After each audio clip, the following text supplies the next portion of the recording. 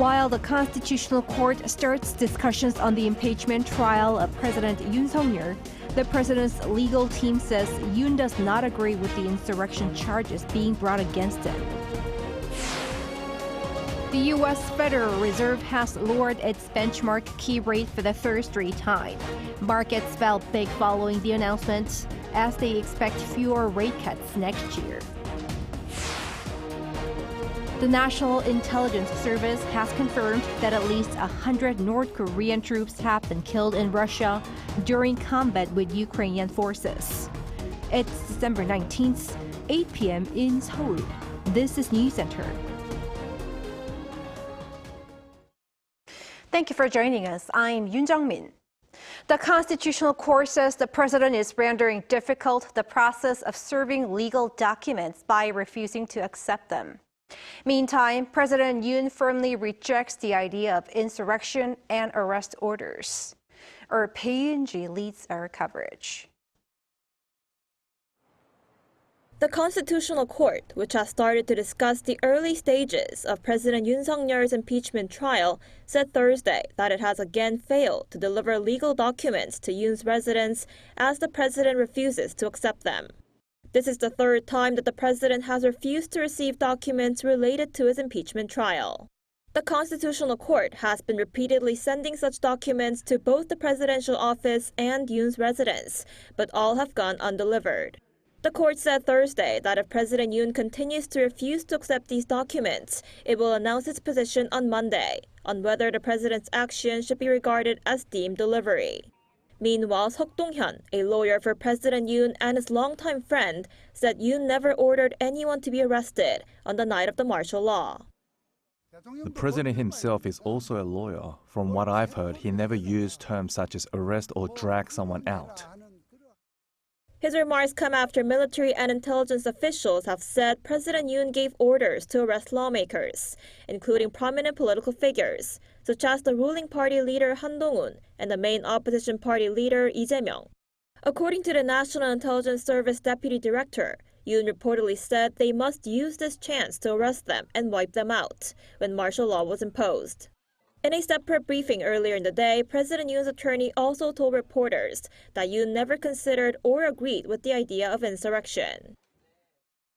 As a president, he has neither considered nor agreed with the crime of insurrection.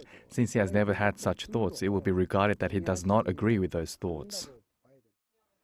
Seok also said Yoon is willing to represent himself in legal proceedings related to his brief imposition of martial law. He added that although Yoon remains apologetic for declaring martial law on December 3rd, he has a clear and confident position on the issues. After President Yoon was suspended from his duties following the parliament's vote last Saturday, all eyes are now on whether the Constitutional Court will remove him from office or restore his presidential powers. Pei-Yun-ji, Arirang News. Meanwhile, the prosecution has begun search and seizure procedures at a specialized police unit and the Defense Ministry's Investigation Bureau over the martial law incidents, which could trigger a fresh feud among the three investigation bodies. Our An Sung-jin explains. The prosecution's special investigative team has begun a search and seizure procedure on the National Police Agency's National Office of Investigation, with a particular focus on the Investigation Planning and Coordination Division. On Thursday, the prosecution office confiscated the telephone of Woo Jong-soo, the head of the National Office of Investigation. This comes as prosecutors partially forewent their investigation into the declaration of martial law, handing over the investigation into President Yoon Suk-yeol and former Interior Minister Lee Sang-min to the Corrupt Investigation Office on Wednesday. The National Office of Investigation is currently under allegations that it deployed homicide detectives to arrest key political figures on December 3rd, following orders from the Defense Counterintelligence Command. The police have admitted that they received a call asking for officers who could control what was described as the chaotic situation in Yeouido. Though they said that they provided a list of detectives, it is unclear whether these officers were dispatched to the scene. The National Office of Investigation is the organization currently investigating the president. Experts suggest that this move may just be a legal obligation.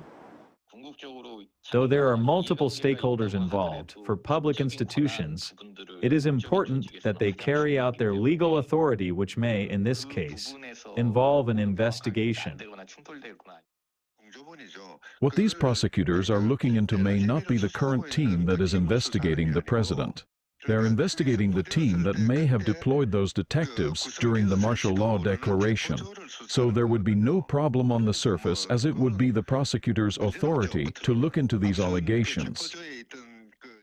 In addition to the police, prosecutors are also investigating the Defense Ministry's Investigation Bureau and the Seoul Yeongdeungpo Police Station. The Corruption Investigation Office for high-ranking officials has also been investigating the head of the Seoul Yeongdeungpo Police Station, questioning him regarding the deployment of detectives. An Sung-jin, Arirang News.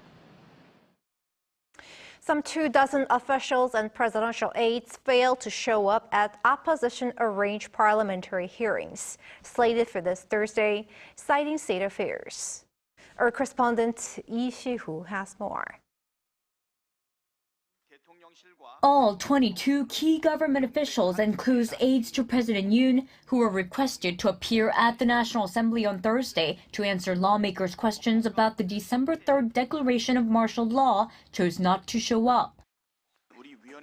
Our committee intended to check the facts regarding the current serious situation by requesting the attendance and asking questions of officials, including the Chief of Staff to the President, the National Security Advisor, the Director of National Policy, and the Chief of the Presidential Security Service, but none of them are in attendance. I cannot but deplore the behavior of the presidential office. The House Steering Committee, which was boycotted by the ruling People Power Party members, rescheduled the questioning to December 30th. The absentee officials were once again notified that they should appear on that day. Lawmaker Park Kyung-soo, the PPP chief deputy floor leader, told reporters on Thursday that the ruling party and the presidential office have decided not to participate in a session unilaterally scheduled by the Democratic Party. He added that the presidential office is currently busy reporting to acting President Han Duck-soo, and therefore officials there were unable to attend the session. This, as National Assembly Speaker Woo Won-sik held a press conference with foreign correspondents and reiterated the Assembly's determination to facilitate the procedure of the impeachment trial of President Yoon and have democracy fully restored in the country, thanks to the South Korean people who support them. The source of the resilience of South Korea's democracy is these people. And this is why South Korea is strong. Speaker Woo also shared that he sent letters to parliamentary leaders following the emergency at the Assembly earlier this month and said he will continue to make efforts to enhance parliamentary diplomacy.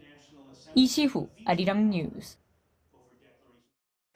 Acting President Han Duck-soo has vetoed 6 disputed bills unilaterally passed by opposition lawmakers last month. While the opposition has criticized the move, the stakes will be even higher for 2 other bills to launch special probes on President Yoon and his wife Kim Gun-hee. Oh Soo-young reports. Acting President Han Duck-soo decided to veto 6 contentious bills forced through by the opposition party, but with a heavy heart as the government seeks closer cooperation with Parliament.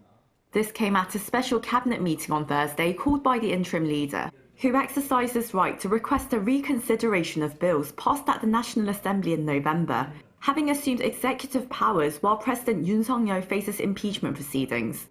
The bills include the opposition Democratic Party's measures to stabilize prices of rice, agricultural and fishery products, and revise legislative powers. Explaining his decision, Han said mandatory rice purchases by the government would not stabilize prices, but only worsen excess supply and lead to a decline in prices. Meanwhile, overcompensating agricultural and fisheries production beyond disaster relief could lead to moral hazard.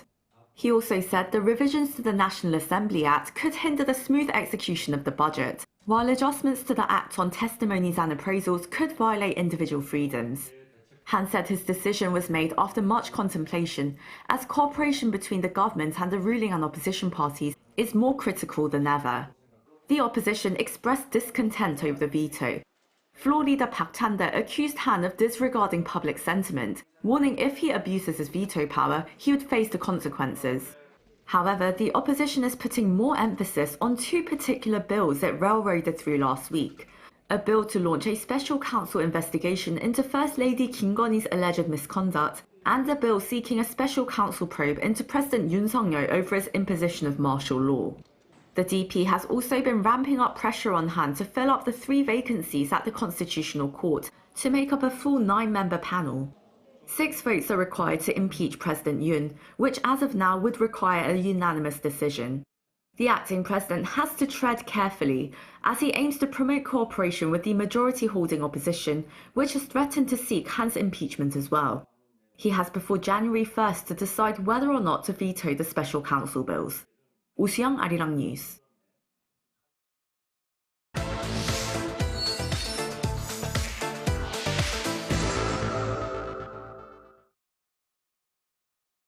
The brief imposition of martial law has triggered concerns over increasing volatility in the financial markets, prompting various efforts to maintain investor confidence.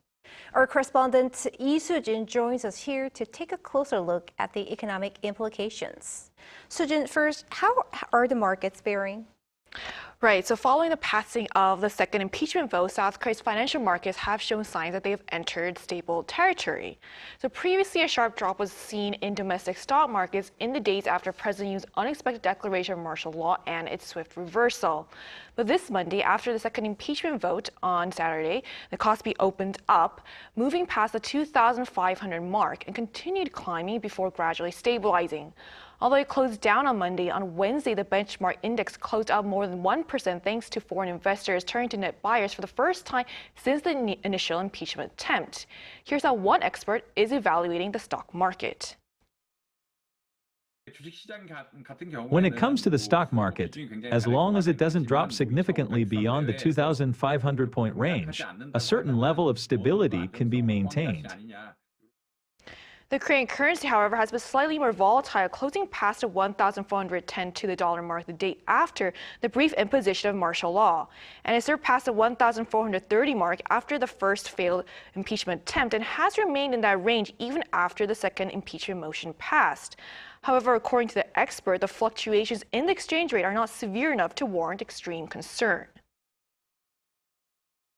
The Korean won has weakened to around 1,400 against the US dollar, which is around what it was during the 1997 Asian financial crisis and the 2008 global financial crisis.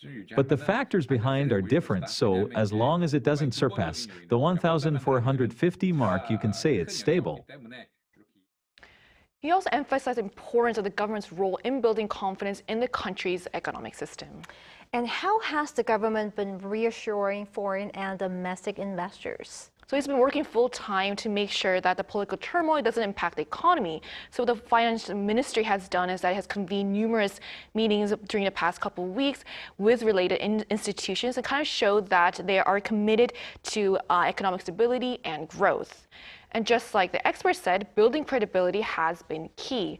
Let's take a listen to what Choi Sang-mok, South Korea's finance minister, said during a rare joint press conference for foreign media held on Wednesday. Given ongoing market volatility due to domestic and external uncertainties, the government will work with all sectors to stabilize the economy, prioritizing external credibility. To do so, the government will continue to operate a 24-hour monitoring system for financial markets and boost incentives for foreign investments. He also said that the finance and foreign ministries will continue to work closely and regularly hold joint meetings to not only develop comprehensive economic strategies, but also to ensure a coordinated response to economic challenges. The government will also move to include the private sector in ministerial-level meetings aimed at enhancing industrial competitiveness. And lastly, the government will ensure that the 2025 budget will be executed starting the first day of the new year, and that supplementary budget will also be devised for vulnerable groups to further stabilize people's livelihoods. And what's being done to target market fluctuations? Right, so this is actually really important because when we look at the overall trend, we can tell that the stock and currency shows that the market turbulence has somewhat eased, but uncertainties do remain. With the Korean won falling to its lowest level since the 2008 global financial crisis following the Fed's interest rate cut decision, the central bank and the Ministry of Finance announced that the upper limit of foreign exchange swap line, which is basically the amount that the National Pension Service can borrow from the Bank of Korea's foreign exchange reserves for overseas investment, has been expanded to $65 billion from the current $50 billion. And here's what else could be effective, according to another expert. I really urge the Bank of Korea should not only supply the money, but also they should reduce the interest rate. All other countries they try to reduce the interest rate and foster the growth rate of the GDP growth rate in the economy. Our economic correspondent, Lee Soo-jin, thank you. Thank you for having me.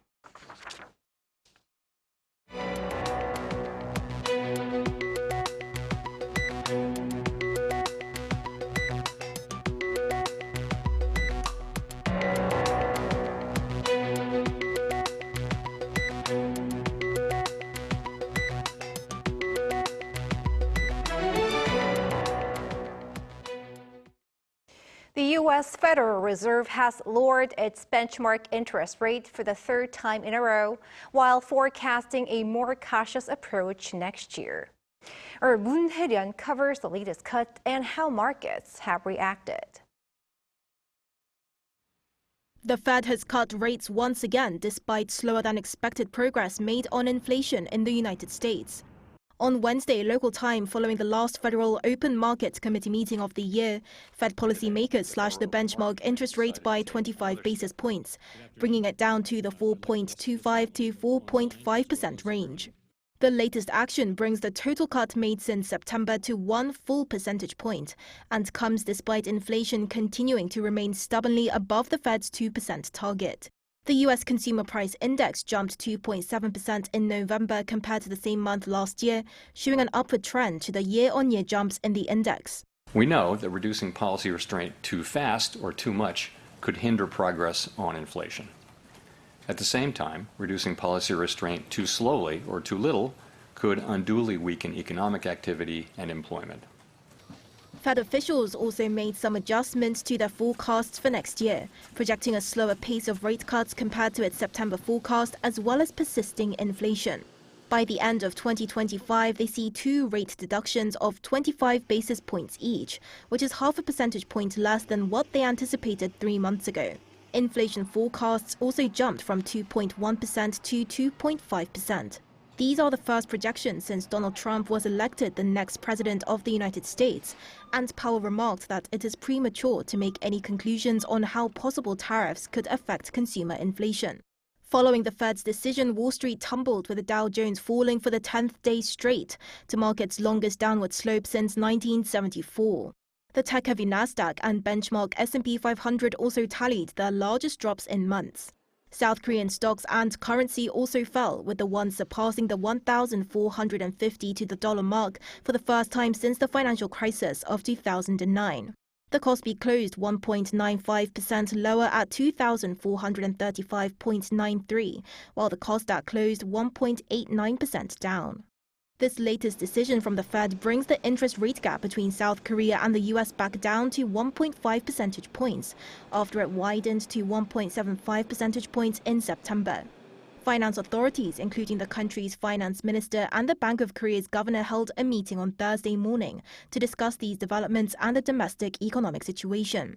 The finance ministries and central banks said they would continue to operate an around-the-clock system to monitor the foreign exchange market and pledge to do their best to stabilize financial markets. Moon Hae-ryun, Arirang News.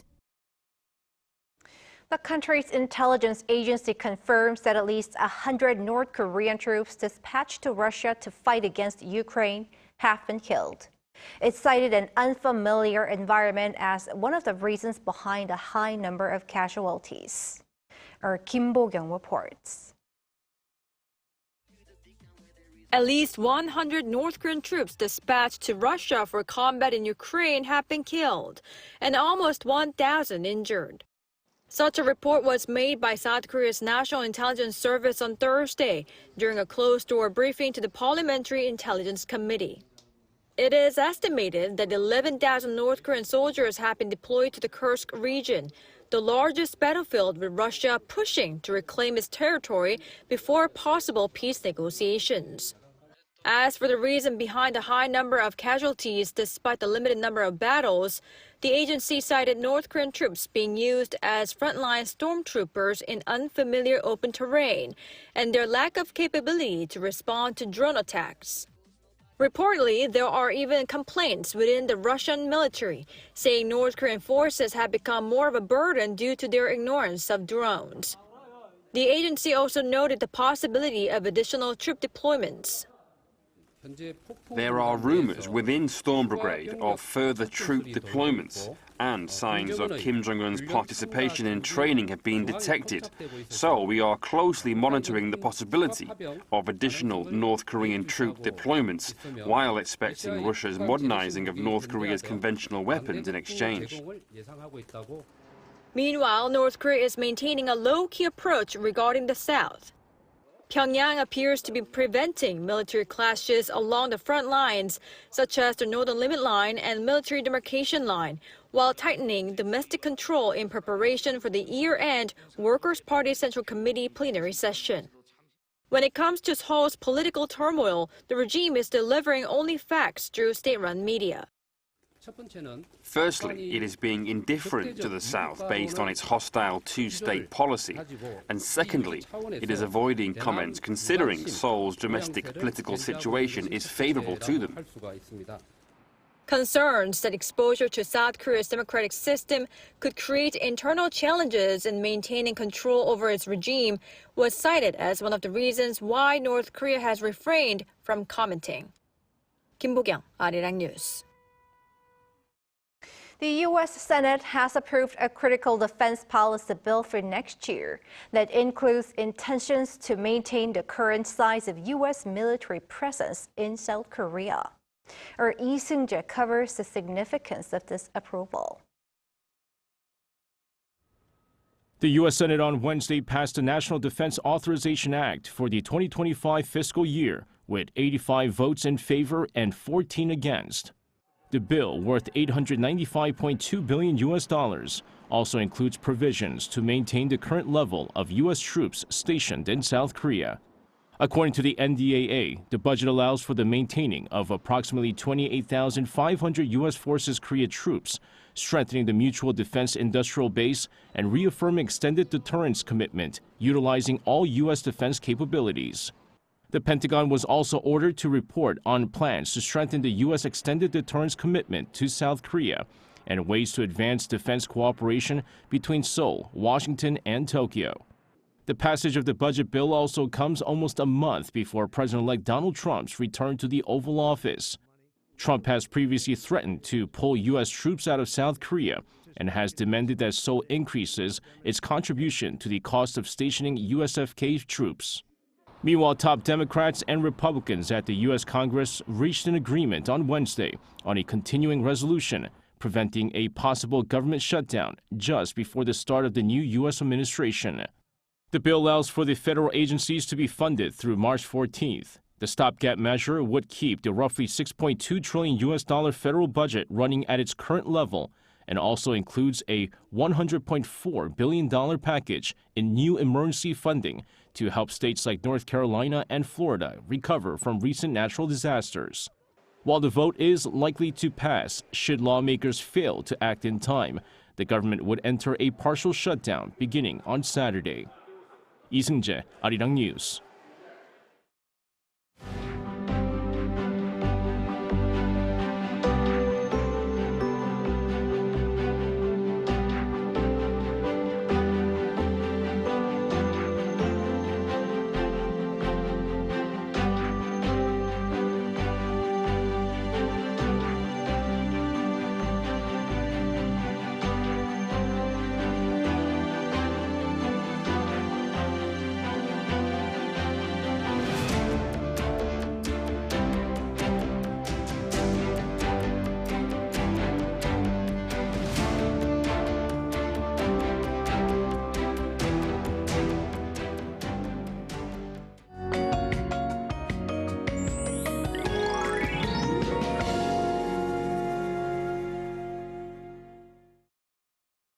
This morning, Seoul plunged to minus 6.7 degrees Celsius, which is the lowest temperature this winter so far.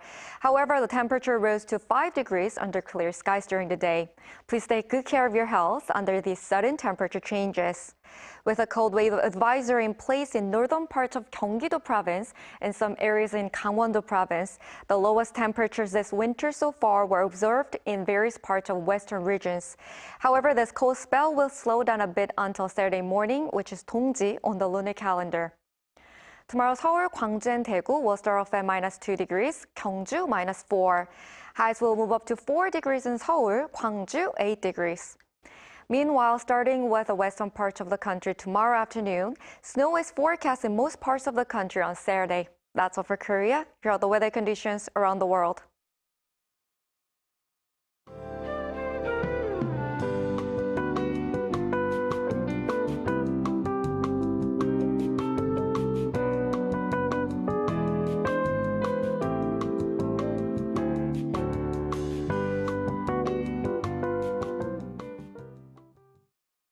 That is Newscenter for tonight. Thank you for watching. A panel session up next.